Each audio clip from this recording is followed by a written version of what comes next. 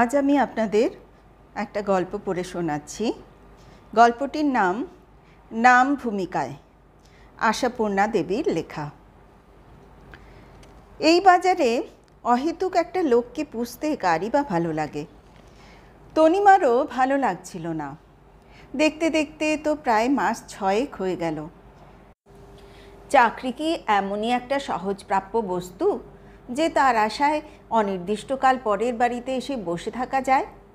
আবার ভাওতা কত, বলে কি না দেশের জমি জমা বিক্রি করে দিয়ে এসেছে জ্ঞাতিদের কাছে, তারা টাকা পাঠাচ্ছে আর পাঠাচ্ছে। সে টাকা আজও আসছে, কালও আসছে। বন্ধুর বাড়ির বাড়া ভাতের থালাটি তো চলছে দিব্যি। বন্ধুর ব্যাপারে এমনই মোহগ্রস্ত অসিত যে এখনো পর্যন্ত বুঝতে পারছে না ওই টাকা আসাটা স্রেফ ভাওতা। আরও একটি ভাওতা দিয়ে রেখেছেন বুদ্ধিমান শিশিরবাবু। চাকরি হলে অসিতের বাসাতেই পেইং গেস্ট থাকবেন। অসিত সেই আশাতেই। এ যেন কুকুরের নাকের সামনে মাংসখণ্ড ঝুলিয়ে রেখে তাকে ছুট করানোর মতোই হচ্ছে ব্যাপারটা। তা প্রথমটায় তনিমাও মোহগ্রস্ত হয়েছিল বইকি। সত্যি বলে বিশ্বাস করেছিল শিশিরের সেই কুণ্ঠিত চোখকে, অপ্রতিভ মুখকে। যেন নিতান্ত নিরুপায় হয়েই দূর সম্পর্কের এই মামাতো ভাইয়ের বাসায় এসে উঠতে হয়েছে তাকে। কেবলমাত্র মামাতো ভাই এই সূত্র ধরেই অবশ্য আসেনি শিশির। মামাতো ভাই তো তার আরও আছে, একেবারে আপন মামাতো দাদারা রয়েছে কাছাকাছি। তবু অসিতের বাসাটাই বেছে নিয়েছিল বন্ধুর বাড়ি হিসেবে। চিরদিনের সহপাঠী ওরা, শিশির আর অসিত। পাঠ সাঙ্গ করে শিশির চলে গিয়েছিল বীরভূমের এক কলেজে পড়াতে। অসিত রয়ে গেল কলকাতায় এক সরকারি গোয়ালে। দুজনের একজনও কেষ্টবিষ্টু হলো না বলে ভাবটা রয়ে গেছে। শৈশবে মাতৃহীন শিশিরের গৃহবন্ধনটা আলগাই ছিল। বাবার মৃত্যুতে শেষ সুতোটুকুও ছিঁড়েছে। তাই ছুটিতে কলকাতায় এসে অসিতের বাসায় ওঠাটাই অভ্যাসে দাঁড়িয়ে গেছে শিশিরের। কিন্তু সে তো শুধু ছুটিতে, চাকরি ঘুচিয়ে তো নয়। এবারে যে সেই ভয়ঙ্করটা ঘটেছে। শিশির কুণ্ঠিত দৃষ্টি আর অপ্রতিভ মুখকে একটু হাসির আবরণ পরিয়ে এসে বলেছে, চাকরি ঘুচিয়ে বেকার হয়ে এসে ঢুকলাম তোর কাছে। এখন দেখি কতদিনে প্রহারেণ ধনঞ্জয় করিস। তখন তনিমা উদার ছিল। তখন তনিমা স্বপ্নেও ভাবেনি অমন বুদ্ধিশুদ্ধি ওলা মানুষটা সত্যি চাকরি ঘুচিয়ে এসে অনির্দিষ্টকাল পরের বাড়িতে থাকতে পারে। তাই তনিমা হেসে উঠে বলেছিল, বন্ধুর প্রতি তো অগাধ আস্থা দেখছি। শিশির এবং অসিত দুজনের মধ্যে কে বড় কে ছোট এটা কোনো দিনই সঠিক স্থির হয়নি। তবে দুজনের মধ্যে 2-4 দিনের ব্যবধান, এইটুকু জানা। কাজেই শিশির অসিতের বউকে বৌদিও বলে না, ভাদ্রবউও ভাবে না। স্রেফ বন্ধু পত্নী হিসাবে কৌতুক ছলে বলে শ্রীমতী তনিমা। সেদিনও বলেছিল, বন্ধুর প্রতি আস্থা থাকলেই বা কি, বন্ধু পত্নী যদি সে ব্যবস্থা করেন। শ্রীমতী তনিমা হয়তো ক্রমশ অগ্নিশমা হয়ে। চমৎকার, শ্রীমতীদের প্রতি আপনাদের কি শ্রদ্ধা বোধ। এটা মজ্জাগত। শিশির হেসে উঠেছিল। শোনেননি, মামা দিল দই সন্দেশ, দৌড়ে বসে খাই, মামি এলো ঠ্যাঙা নিয়ে, প্রাণ নিয়ে পালাই। আমি আপনার মামি নই। ওইটাই যা ভরসা, বলে আবার হেসেছিল শিশির। তবু অত হাসি খুশি দিয়েও ঢাকতে পারিনি সেই কুণ্ঠিত দৃষ্টি আর অপ্রতিভ মুখকে। যতই বন্ধু হোক, চাকরি ঘুচিয়ে বাক্স বিছানা নিয়ে হঠাৎ এসে চড়াও হওয়ার লজ্জা আছে বইকি। নিজের বাড়ি হলেও লজ্জা থাকে, নিজের বাবার কাছে, দাদার কাছে। তনিমা আর অসিত দুজনে অতএব প্রাণপণে চেষ্টা করেছে সেই লজ্জার গ্লানি মুছিয়ে দিতে। অনবরত বুঝিয়েছে শিশির এসে থাকায় তাদের বহুবিধ সুবিধে হয়েছে। ধরো, যেমন আগে অসিত তনিমা কোথাও বেরোলেই ওদের বছর 2-এর মেয়েটাকে সর্বদা ঘাড়ে করে নিয়ে বেড়াতে হতো। এখন সে জ্বালা নেই। শামু শিশিরের কাছে থাকে। সুখে আহ্লাদে থাকে। ছোট বড় সমস্যার সমাধান হয়নি বলে শিশির শামুকে শিখিয়েছে জেঠু কাকু বলে ডাকতে। শামু স্পষ্ট গলায় ঘোষণা করে, তোমরা ছাই বিচ্ছিরি পচা, তোমরা পচা বেড়াতে যাওগে, আমি জেঠু কাকুর কাছে থাকবো। এ ভার চাপানোর সুখ বড় সোজা সুখ নয়। এছাড়াও বাড়ি চাবি দিয়ে বেরিয়ে যাবার অসুবিধে কত। হয়তো গয়লা আসার সময়, হয়তো ঝি আসবার সময়, হয়তো ধোবা আসবার দিন অঙ্ক কষে বেরোতে হয়।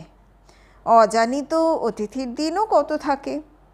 কতবার এমন হয়েছে তনিমার মা ভাই এসে ফিরে গেছেন পাশের দোকানে খবরটা জানিয়ে রেখে। চাকর তো নেই তনিমাদের, শুধু ঝি। এসব গল্প শিশিরের কাছে করেছে এরা, এবং এখনকার সুবিধে দিয়ে উপসংহার করেছে। কিন্তু সে তো প্রথম, এখনও আর সে সুর বজায় রাখা যাবে না। তৃতীয় এক ব্যক্তি বাড়ি আগলালে ভালো বটে, কিন্তু সারাক্ষণ যে তার উপস্থিতিটাও এদের দুজনের অবাধ দাম্পত্য জীবনের মাঝখানে আগল স্বরূপ। এখন রসালাপটা সাজিয়ে করতে হয় এবং কলহালাপটাও রাতের জন্যে মুলতুবি রাখতে হয়।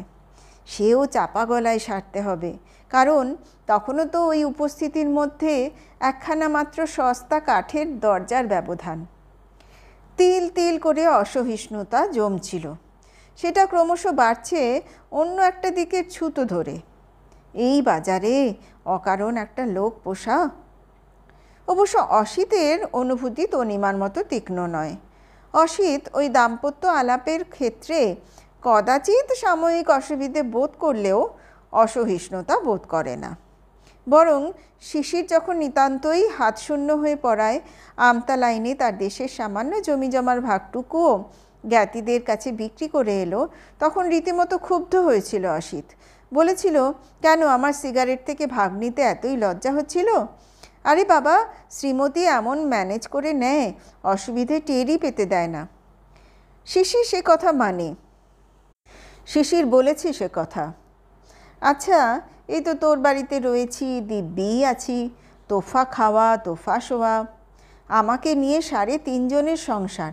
অথচ দেখ, সিউড়িতে আমার একার সংসারে খরচের থেকে বেশি হয়ে যেত, একটা পয়সাও থাকতো না মাসের শেষে।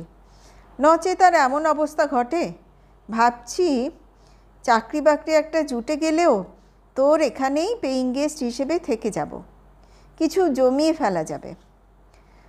তনিমা হেসে হেসে বলেছিল, নিশ্চয় বিয়ের জন্যে। শিশির বলেছিল, ওটা তো পরিকল্পনায় ছিল না, আপনি জ্ঞান দৃষ্টি খুলে দিলেন। কিন্তু সেই পরিবেশ আর থাকছে না। ক্রমশই কথাবার্তা খাওয়া দাওয়ার সংক্ষিপ্ত প্রশ্নোত্তরের মধ্যেই সীমাবদ্ধ থাকছে।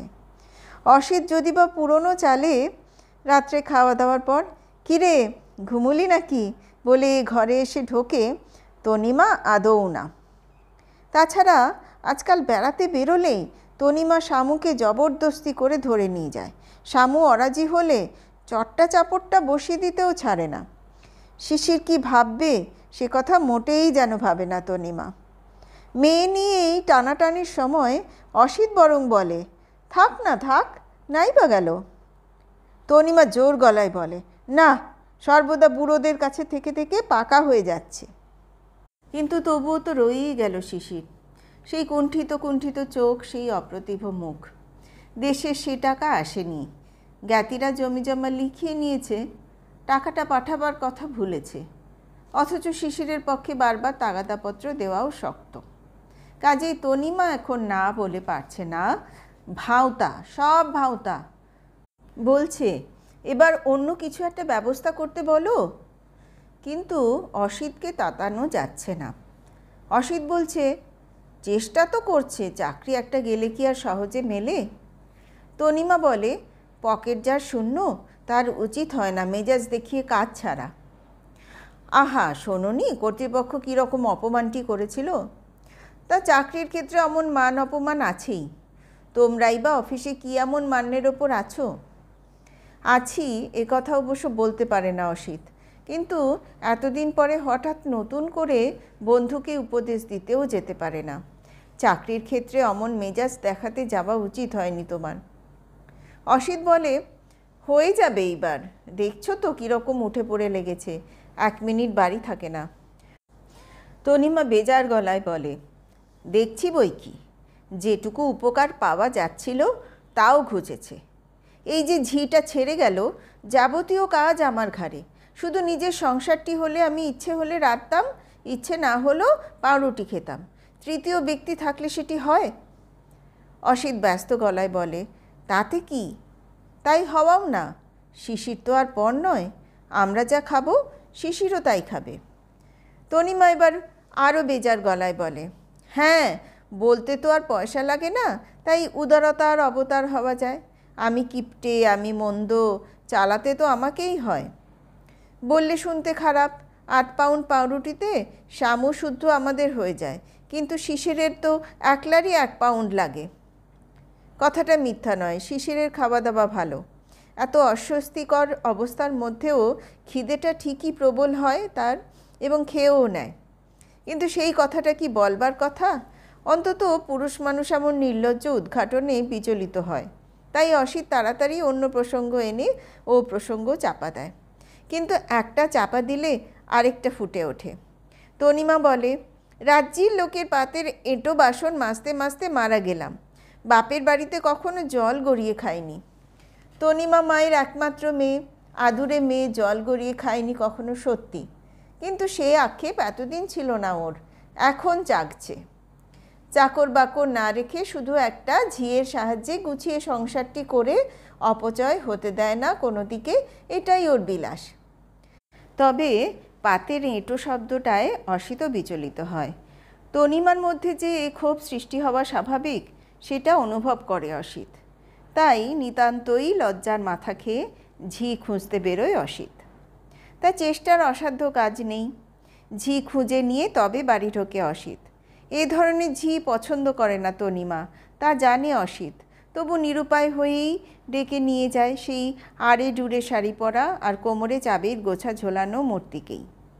তনিমা বলল, একে আনলে তুমি? ওই ডুরে পরা আর গুলপোকার টিপ পরা ঝি আমি ভালোবাসি? আহা, নাই বা ভালোবাসলে, অসিত বলে, সবাইকে ভালোবাসতে হবে এমন নির্দেশ তো দেয়নি কোনো দিন। ওর কাজ উঠোনে বসে বাসন মাজা, তুমি তো ওর সঙ্গে এক টেবিলে চা খেতে যাচ্ছ না। তা অবশ্য যাচ্ছে না, তাছাড়া এক নাগারে অনেক দিন খেটে খেটে ভালো লাগছিল না আর। ঝিটাকে রেখেই দিল তনিমা। কিন্তু কে জানতো বিষধর সাপ এনে ধরে রাখলো তনিমা। কয়েকটা দিন যেতেই ধরা পড়ল ঝি কেবল সেই সময় বুঝে বুঝেই শিশিরের ঘরে যায় ঝাড়তে মুছতে, যখন শিশির ঘরে থাকে। শিশিরের জামা কাপড়গুলো ভালো করে ঝেড়ে ঝেড়ে শুকোতে দিতে ইচ্ছে করে ঝি নমিতার। শিশিরের স্নানের জল তুলে রাখতে আলস্য হয় না। এগুলোও তনিমার অসিতকে চোখে আঙুল দিয়ে দেখিয়ে দিতে ইচ্ছে করে না। তনিমা এই সংসারের গৃহিণী নয়? সংসারের কল্যাণ অকল্যাণ দেখা তনিমার কর্তব্য নয়? অথচ ভবিষ্যতের অকল্যাণবাহী এত বড় একটা ঘটনাকেও কিনা উড়িয়ে দেয় অসিত। বলে, ব্যাচেলারদের ওপর স্নেহপ্রবণা মহিলাদের স্নেহ একটু বেশিই পড়ে। কিন্তু সে তো না হয় মহিলাদের, পুরুষদের। ব্যাচেলার পুরুষদেরও কি হয়? সেই জামাই আর শ্বশুরবাড়ির গল্পের জামাইয়ের অবস্থা হয় না ব্যাচেলার পুরুষের? সাধাসাধি করে কাঁঠাল খাওয়ানো যায় না তাকে, অথচ রাত্রে শ্বশুরবাড়ির সকলের ঘুমের অবসরে জামাই উঠে কাঁঠালের খোসা খেতে বসে। তো এটাই বোধ করি স্বাভাবিক। নইলে আর গল্পে আশ্রয় পায় মানুষের এই দুর্বলতার হাস্যকর কাহিনী? এতদিন ধরা পড়েনি শিশিরের এই বিকৃতি, এখন পড়ছে। অলস মস্তিষ্ক শয়তানের কারখানা তো।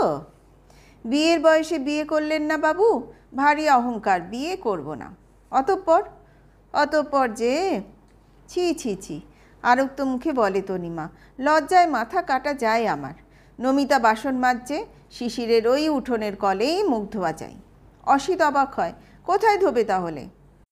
কারণ ওইটাই এ বাসার প্রধানতম কল। অসিতও ওইখানেই ধুয়ে থাকে। তনিমা রুদ্ধ কণ্ঠে বলে, বুঝলাম ওইখানেই ধোবে, কিন্তু তার সময়ের একটা লিমিট আছে তো। তা নয়, ধুচ্ছে তো ধুচ্ছেই, আর দৃষ্টি নমিতার দিকে। কি আর বলবো তোমাকে, ওটাও তো পাজি, ইচ্ছে করে মাথার কাপড় খুলে গা দুলিয়ে দুলিয়ে। ইস, সে তোমাকে আমি খুলে বলতে পারবো না। অসিত গম্ভীর হয়। অসিত বলে, ওটাকে দূর করতে হবে। তনিমা হঠাৎ এমন ফার্স্ট রেজাল্টের আশা করেনি, তাই থতমত খেয়ে বলে, দূর করার কথা বলিনি। তুমি বলনি, আমি বলছি। অসিত দৃঢ় গলায় বলে, ঝি আর মিলবে না শহরে? ঝি? ও।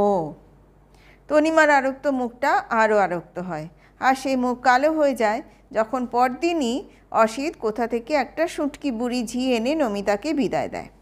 তা তনিমার অভিযোগ যে পুরোপুরি সত্যি, সে কথা অসিতের চোখে এতদিনে ধরা পড়ে।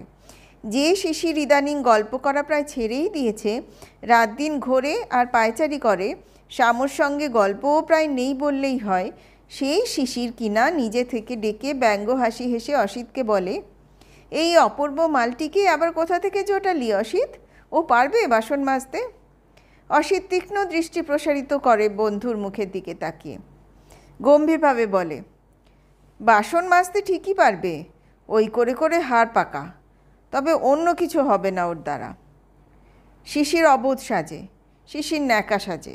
শিশির বলে ওঠে, তা আরও তো কাজ আছে, কয়লা ভাঙা, মশলা পেশা, ঘর মোছা, সেসব তো তাহলে শ্রীমতীর ঘাড়ে পড়বে। কেন, তোমার আগের লোকটা তো বেশ ভালোই কাজ করতো, হঠাৎ ছাড়ালে কেন? অসিত এই নির্লজ্জতার দিকে তাকিয়ে অবাক হয়। অসিতের আর সন্দেহ থাকে না। অসিত তাই চিবিয়ে চিবিয়ে বলে, হ্যাঁ, ছাড়ানোটা বড় হঠাৎ হয়ে গেছে দেখছি। শিশির এই অভিব্যক্তির রহস্য ধরতে পারে না, চুপ করে যায়। ভাবে হয়তো তনিমার মুখে চোপা করেছিল ঝিটা, ওদের তো মুখ খুব। কিন্তু ডুরে পড়া ঝি ছাড়িয়ে পাকাটির গোছা নিয়ে এসেই কি সংসারের পবিত্রতা রক্ষা করতে পেরে উঠবে অসিত? অলস মস্তিষ্ক যে শয়তানের কারখানা। যে মস্তিষ্ক প্রায় 7 মাস কাল অলস হয়ে বসে আছে, সে তো ঘোরতর কারখানা হয়ে উঠবে। অসিতের প্রাণের বন্ধু যে অসিতকে দেখিয়ে চাকরি খোঁজার ছুতোয় 9টার সময় বেরিয়ে গিয়ে ভর দুপুরে ফিরে আসে, সেটার কি অর্থ করবে অসিত? অসিত ভুরু কুঁচকে বলে, দুপুরে ফিরে আসে মানে? আমি ফেরার পর তো ফেরে দেখি, ধুকতে ধুকতে ফেরে। তনিমা বাঁকা হাসে বলে, বুদ্ধিমানেরাই ভালো অভিনেতা হয়, জানো না? দেশের জমি বিক্রি করে আসার অভিনয়টা তো দেখলে? তা দেখেছে বই কি অসিত, সে টাকা আর এলো না। অসিত চঞ্চল পায়ে পায়চারি করতে করতে রুক্ষস্বরে বলে, এসে কি করে? করেন না কিছুই অবশ্য। তনিমা ভুরু তুলে বলে, নিজের ঘরেই থাকেন, তবে চোখ জোড়া দালানের জানলায় ফেলে রাখেন, এই যা। অথচ আমি তো আর বলতে পারি না, জানলাটা তুমি বন্ধ করে দাও বাপু, এখানে এখন আমি খাচ্ছি, টেবিল পরিষ্কার করছি, কাজ করছি। পারবে না কেন? বলবে। অসিত কড়া গলায় বলে, তুমি না পারো, আমাকেই বলতে হবে। এই সেরেছে, তনিমা বলে ওঠে, আমার একটু অস্বস্তির জন্যে তোমাদের বন্ধু বিচ্ছেদ হয়, এই চাই না। নেহাত একা থাকি, অস্বস্তি হয়, তাই বলছিলাম। তুমি যেন ওই দুপুরে আশা টাশা নিয়ে কিছু বলতে যেও না বাপু, লজ্জায় মরে যাব আমি। ঘরের দরজাটাতে যদি দুম করে খিল লাগাতে পারত, কিন্তু সেটা পারা শক্ত। অচেনার কাছ থেকে আত্মরক্ষা সহজ, নিতান্ত চেনার কাছ থেকে যে বিপদ আসে, তার থেকে রক্ষা পাওয়া। হ্যাঁ, নিতান্ত চেনা বলেই শিশির ওর ঘরের মধ্যেই এসে ঢোকে। বলে, হঠাৎ ভর দুপুরে ভূতের মতো এসে উদয় হয়ে ভয় পাইয়ে দিলাম নাকি শ্রীমতী তনিমাকে? শুনুন। তনিমা অস্ফুট কণ্ঠে বলে, না না। বাহ, প্রস্তাব পেশ করার আগেই না? শুনুন, এতদিনে আমার দয়াময় জ্ঞাতি কাকারা সেই টাকা পাঠিয়েছেন। 800 মতো আছে, শখানেক রাখছি নিজের কাছে, বাকিটা আপনাকে নিতে হবে। তনিমা আরও রুদ্ধ কণ্ঠে বলে, না না না, আপনার পায়ে পড়ি। শিশির অবাক হয় বই কি, এটা তো সে আশা করেনি। বরং ইদানিং তনিমার ভাবভঙ্গিতে এর বিপরীত ভাবই ফুটতে দেখেছে। সেটা কি তাহলে শিশিরের বোঝবার ভুল, নিজের মনের পাপ? লজ্জায় মাথা কাটা যায় শিশিরের। ইদানিং ওই মহিলাটি সম্পর্কে কত কী ভেবেছে শিশির। টাকাটার জন্যে তাই তাগাদার ওপর তাগাদা করেছে, দেশে চিঠি লিখে লিখে। অথচ সে ভাব ধরা ছোঁয়া যায় না। তার উপর নির্ভর করে মান অভিমানের পালা গিয়ে চলে যাওয়াও কঠিন। আশ্চর্য, টাকার ব্যাপারে এত সংকুচিত হচ্ছে তনিমা। অতএব শিশিরকে বেশ উদাত্ত হতে হয়। কি মুশকিল, মনে হচ্ছে যেন ফাঁসি কাঠে ঝোলাতে চাইছি আপনাকে। নিন নিন ধরুন, দীর্ঘদিন তো আপনাদের অন্ন ধ্বংসালাম, 5 ফোড়নের খরচাটা অন্তত দিতে দিন। এরপরও কি ছাড়ান আছে নাকি আপনার? আপনার হাতের রান্নার লোভে পাকাপাকি ব্যবস্থাই করতে হবে। সুখবরটা দিয়েই দিই, বিধি যেদিন মাপান উপরি উপরি চাপান। অবশেষে বিড়ালের ভাগ্যে শিকে ছিনল, পেয়ে গেলাম একটা গভীরতম এবং বিশ্বাসযোগ্য আশ্বাস। পরশু ইন্টারভিউ দিয়ে এসেছিলাম, আজই ফয়সালা হয়ে গেল। সামনের 10 তারিখ থেকে লেগে পড়তে হবে। শিক্ষা বিভাগে রুচি নেই আর, স্রেফ কেরানিগিরি। তবে মাইনেটা খারাপ নয়। নিজের দরকার মতো রেখে অসিতটার হেল্প স্বরূপ সদুই মতো দিয়েও বিয়ের জন্য কিছু জমাতে পারা যাবে। হা হা করে হেসে ওঠে শিশির। কিন্তু এতক্ষণ ধরে কি বলে চলল শিশির নামের ওই সরল ছেলেটা? তনিমা কি কথাগুলোর মানে বুঝতে পেরেছে? তনিমার কানেই কি ঢুকেছে? না, কথাগুলো তনিমার কানে ঢোকেনি বোধ হয়, শুধু মস্তিষ্কের স্নায়ুতে গিয়ে ধাক্কা দিয়েছে। আর এখন ওই দরাজ হাসিটা যেন সেখানে ড্রাম পিটিয়ে দিল। এই স্তব্ধ দুপুরে ও অমন করে হেসে উঠবে কেন বোকার মতো? ওর চিরদিনের বন্ধু এসে হঠাৎ ওর ঘাড় ধরবে বলে? হ্যাঁ, ঘাড়ই ধরল অসিত। চিরদিন গলা ধরেছে, আজ ঘাড় ধরল। আচমকা পিছন থেকে এসে নিশ্চিন্ত মানুষটার ঘাড়ে হাত দিয়ে রুড়ো ব্যঙ্গের গলায় বলে উঠল, বাহ, চমৎকার তনিমা, এই জন্যেই বুঝি আগে থেকে সাফাই গিয়ে রেখেছিলে? খুব চালাক তো, কিন্তু একটু বোকামি করে ফেলেছ। রাস্তার দরজাটা কি খুলে ফেলে রাখে? খিল লাগাতে হয়, বুঝলে? শিশির ঘাড়টা ছাড়িয়ে নেবার চেষ্টা করে বলে, কি বকছিস পাগলের মতো? দিনে দুপুরে হঠাৎ মদ খেয়ে এলি নাকি? শাট আপ শয়তান। অসিত আর একবার মোক্ষম করে চেপে ধরে গলাটা। বলে, এক্ষুনি টিপে শেষ করে দিতে পারতাম, তবে দেব না। তোমার শ্রীমতী তনিমা কাঁদবে। তা কতদিন এই ব্যবসা চলছে তনিমা? টাকাটা তো বেশ মোটাই দেখছি। অসভ্য বাঁদর, শিশির ওর হাত থেকে আর একবার নিজেকে মুক্ত করে বলে, রাস্কেল ছোট লোক, সত্যি নেশা করে এসেছিস নাকি? তোর মনের মধ্যে এত ক্লেদ, আর আমি নিশ্চিন্তে তোর ভাত গলা দিয়ে নামিয়েছি। আচ্ছা, সুদে আসলে সেই ভাতের দাম তোকে দিয়ে যেতে চেষ্টা করব। আচ্ছা, গুড বাই। দৃপ্ত পদক্ষেপে বেরিয়ে যায় শিশির হতচকিত অসিতের সামনে দিয়ে, নিষ্পাপ অগ্নিশিখার মতো। অভিনেতা বই কি, জাহাবাজ অভিনেতা। ও যদি নিষ্পাপ, তো তনিমা অমন পাংশু মুখে জড়সড় হয়ে বসে আছে কেন পাপের প্রতিমূর্তির মতো?